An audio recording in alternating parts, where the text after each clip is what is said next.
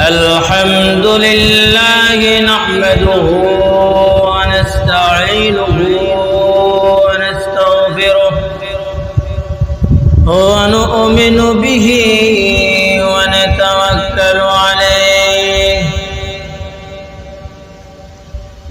ونعوذ بالله من شرور أنفسنا من يهد الله فلا مضل له ومن يضلله فلا هادي له ونشهد أن لا إله إلا الله وحده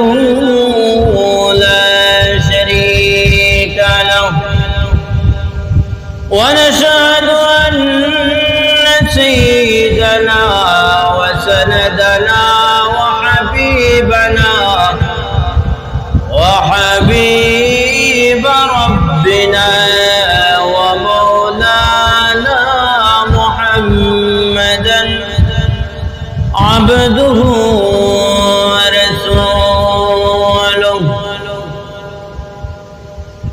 أرسله بالحق بشيرا ونذيرا وداعيا إلى الله بإذنه وسراجا وقمرا منيرا أما بعد فأعوذ بالله من الشيطان الرجيم بسم الله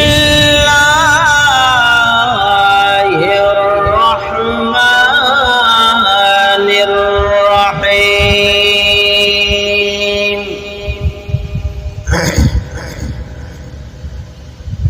الحمد لله رب العالمين الرحمن الرحيم مالك يوم الدين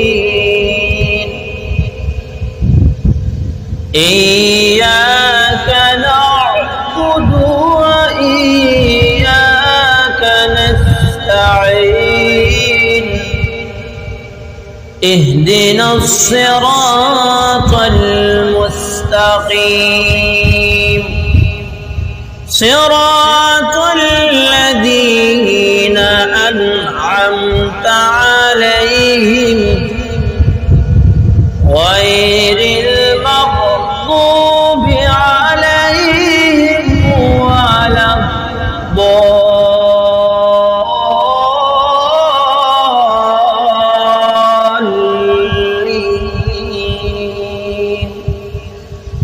آمين. وقال تبارك وتعالى في شان حبيبه ومحبوبه إن الله وملائكته يصلون على النبي يا أيها الذين آمنوا صلوا عليه وسلموا تسليما اللهم صل على سيدنا مولانا محمد وعلى آل سيدنا مولانا محمد اللهم صل على سيدنا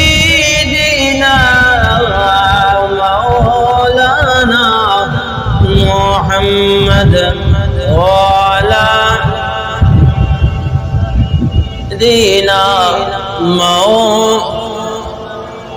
محمد উড়িয়া জরে বাংলার নয়ন উড়িয়া জরে মদিনা আমার সালাম পৌঁছাই দিও মায়ার নবীর পকড়ো যায় আল্লাহুম্মা সাল্লি আলা সাইয়্যিদিনা মাওলানা মুহাম্মদ ওয়া আলা আলি সাইয়্যিদিনা মাওলানা মুহাম্মদ তাইফেতে जब গেলেন নবী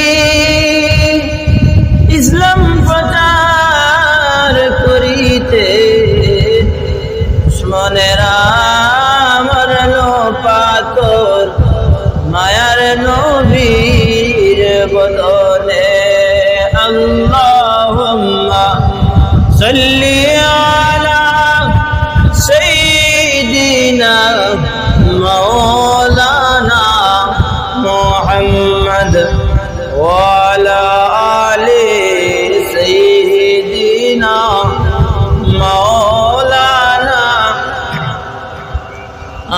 لا إله إلا الله لا إله إلا الله لا إله إلا الله لا إله إلا الله لا إلا الله حسبي ربي جل الله ما في قلبي غير الله حسبي ربي جل الله ما في قلبي غير الله نور محمد صلى الله لا إله إلا الله لا إله إلا الله لا إلا الله سبحان الله والحمد لله لا إله إلا الله لا إله إلا الله لا إله إلا الله لا إله إلا الله محمد رسول الله আলহামদুলিল্লাহ আল্লাহ পাকের দরবারে হাজার কোটি শুকর এবং সুজুদ আল্লাহ পাক রব্বুল আলামিনে আল্লাহর ঘর পাক পবিত্র ঘর মসজিদে বৃষ্টির দিনে কষ্ট করে আল্লাহর ঘর মসজিদে আমাদেরকে যে সর্বপ্রথম আসার বসার দিনে কথাবার্তা বলার এবং শোনার তৌফিক দান করেছেন এজন্য আমরা একবার অন্তরের অন্তঃস্থল থেকে শুকরিয়া আদায় করি বলি আলহামদুলিল্লাহ শুকরিয়া আদায় করতেছি আল্লাহ পাক রব্বুল আলামিন তার প্রশংসা করার যে আবার তৌফিক দিলেন এবং আমরা আল্লাহর কাছে তৌফিক কামনা করতেছি আল্লাহ তাআলা যেন আমাদেরকে আজকের আলোচনাটা সুন্দর করে করার এবং বোঝার তৌফিক দান করুন আমি আপনাদের সামনে তেলাওয়াত করেছি খুবই সহজ একটি সূরা সবার কাছে সর্বজন পরিচিত একটি সূরা সূরাতুল ফাতিহা আমাদের আম সাধারণের কাছে আমরা আলহামদু সূরা বলে আমরা এভাবে চিনি এই সূরাটি আমি আপনাদের সামনে তেলাওয়াত করেছি আল্লাহ পাক রব্বুল আলামিন আমাদেরকে তৌফিক দান করেন ইনশাআল্লাহ আমরা আজকে এই সূরাকে সামনে রেখে হাদিসকে সামনে রেখে আমরা সংক্ষিপ্তভাবে কিছু আলোচনা করব ওয়া মা তাওফীকি ইল্লা বিল্লাহ আলাইহি তাওয়াক্কালতু ওয়া ইলাইহি উনীব আসুন সর্বপ্রথম সূরাতুল ফাতিহা সেটা কি এবং এই সূরার মান এবং মর্যাদা ফজিলত এই সূরার যদি ফজিলত প্রথমে বলতে শুরু করি তাহলে ফজিলত বলতে বলতে সময় শেষ হয়ে আরো দুই এক জুমা শুধু ফজিলতই বলতে হবে এর মর্যাদাটা বোঝাতে হবে শেষ হবে না এর তাফসীর করা যাবে না। ইনশাআল্লাহ সামান্য কিছু ফজিলত বলবো, এর নাজিল হওয়ার কারণ বলবো, এর কিছু বৈশিষ্ট্য বলবো, সাথে সাথে ইনশাআল্লাহ যতটুকু পারি এই সূরার তাফসীর করার চেষ্টা করব। ওয়া মা তৌফিক ইল্লা বিল্লাহ। আল্লাহ পাক রব্বুল আলামিন এই সূরাকে যখন নাজিল করেন, নাজিল হওয়ার সময় হইল ওই সময় আল্লাহ পাক রব্বুল আলামিন তার নবী মুহাম্মদুর রাসূলুল্লাহ সাল্লাল্লাহু আলাইহি ওয়াসাল্লামকে যখন নবুয়ত প্রাপ্ত করেন, ওহী নাজিল করেন, তখন আল্লাহর রাসূলের 40 বছর বয়স। গারে হেরার মধ্যে আল্লাহর রাসূল আল্লাহর পক্ষ থেকে হযরত জিবরাইল আলাইহিস সালাম উপস্থিত। আল্লাহর পক্ষ থেকে জিবরাইল আলাইহিস সালাম এসে সূরা আলাকের 5খানা আয়াতে কারিমা তেলাওয়াত করে শোনান। সিনা বসিনা এই ইলমটুকু, জ্ঞানটুকু আল্লাহ পাক রব্বুল আলামিন জিবরাইল আলাইহিস সালামের মাধ্যমে আল্লাহর রাসূলের কাছে পৌঁছে দেন, নাজিল করেন। এই 5খানা আয়াত হলো اقرأ باسم ربك الذي خلق خلق الإنسان من علق اقرأ وربك الأكرم الذي علم بالقلم علم الإنسان ما لم يعلم। এই 5খানা আয়াত সূরা আলাকের 5খানা আয়াত সর্বপ্রথম নাজিল হয়। কোরআন অবতীর্ণ হওয়ার সর্বপ্রথম আয়াত হলো এই 5টি আয়াত। এটা প্রতিটা শিক্ষা প্রতিষ্ঠানে মাদ্রাসাতে অবশ্যই পড়ানো হয়। স্কুলের বইয়ের মধ্যেও দেখবেন 3, 4, 5 এর সম্ভবত 5 এর ধর্ম শিক্ষার মধ্যে এই প্রশ্নটা আসে, কোরআন নাজিলের সর্বপ্রথম 5টি আয়াত কি? এই প্রশ্নের উত্তরে এই 5খানা আয়াত। যাই হোক, আমরা সবাই জানি ছোট বড় এই 5খানা আয়াতে কারিমা সূরা আলাকের 5খানা আয়াতে কারিমা নাজিল হওয়ার পরে অনেক দিন পর্যন্ত হযরত জিবরাইল আলাইহিস সালাম যেমন আসতেছেন না, আর আল্লাহ রাসূলের কাছে কোরআন শরীফ নাজিল হওয়ার পরে যেমন আল্লাহ রাসূলের কাছে একটা মজা লেগে রয়েছে। যেমন কিছু ভালো খাবার খাইলে যতক্ষণ পর্যন্ত ভুক লাগে নাই অথবা বুকের আগ পর্যন্ত সবসময় ওই মজাটা স্মরণে থাকে, একটা মুখের মধ্যে মজা লেগে থাকে।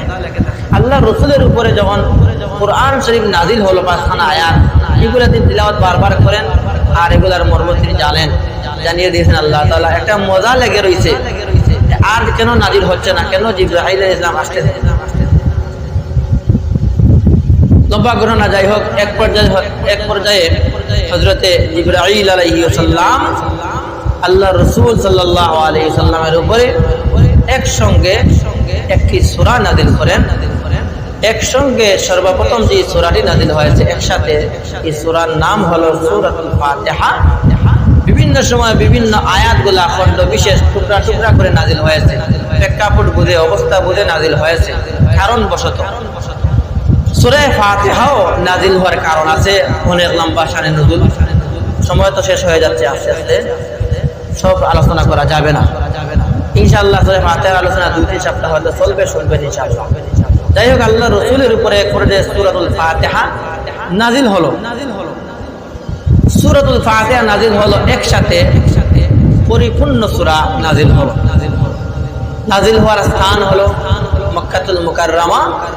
এই সূরার আয়াতে কারিমা হচ্ছে 7খানা আয়াত, একটি রুকু। আল্লাহ রাসূলের উপর অবতীর্ণ কোরআন শরীফের দ্বিতীয়বারের নাজিল, এবং কোরআন শরীফ লিপিবদ্ধর দিক দিয়ে সর্বপ্রথম কোরআন শরীফ খুলতেই যে সূরা, এটা হলো সূরাতুল ফাতিহা। আমরা এখন সূরা ফাতিহার পরিচয় জানলাম, এখন আলোচনার মধ্যে ঢুকি। আলোচনার মধ্যে